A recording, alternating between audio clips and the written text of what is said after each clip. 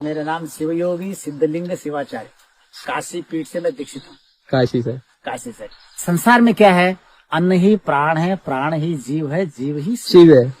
संसार में हर प्राणी अन्न खाता है, उसके अंदर प्राण दौड़ रहा है। प्राण दौड़ रहा तो जीव दौड़ रहा है। ठीक है। और जीव जब तक दौड़ेगा तब तक शिव घूमता रहेगा, है ना? बिल्कुल। हाँ, इसीलिए इस संसार में अगर जानना, निराकार और साकार भगवान दो रूपों में है। कोई व्यक्ति कहता है खड़ा होके, भगवान यहाँ बैठे, ऐसे बैठे हैं, किसका ध्यान कर रहे हैं? भगवान किसी और को ध्यान नहीं कर रहे, अपने अंदर ही। इसीलिए कोई बोलता है ना, व्यक्ति जब साधना करना है तो अपने अंदर महसूस करो। बिल्कुल। अपने अंदर देखो, बाहर मत देखो। हम भी बोलते हैं ना, आंख बंद करके देखा तो भगवान दिखेगा, आंख खोल के देखा तो संसार दिखेगा। आंख खोला तो सारा संसार दिखेगा, ये दुकान खाना पीना। अंदर देखा तो भगवान दिखेगा। अंदर सच्चाई है, बाहर झूठा है।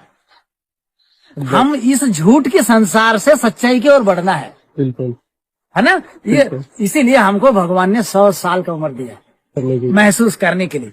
अगर वो इसको कम पड़ता है तो भगवान ने उसके लिए और बढ़ाने का क्षमता दिया उसके अंदर।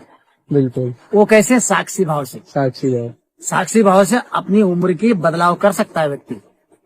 बिल्कुल। हाँ, ठीक है। तो कई लोग तुमको बताए भी होंगे। ठीक है। इसीलिए पुराने साधु संत ऋषि मुनि 200 साल 300 साल रहते थे। वो क्यों? वो साक्षी भाव होके जिंदगी जीते थे। इससे इसीलिए उनकी उम्र बढ़ जाता था। बिल्कुल। हम साक्षी भाव से दूर है, इसीलिए हमारे मृत्यु नजदीक आता है हमारे लिए। सूरज है, कहाँ दिखाई देता है? वहाँ दिखाई देता है। हाँ? अगर उसकी प्रकाश की महसूस करना है तो मैं यहीं बैठ के कर सकता हूँ ना, वहाँ जाने की जरूरत ही नहीं है। सही बात है।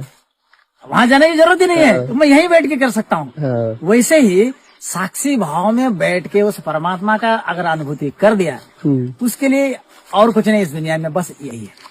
बिल्कुल।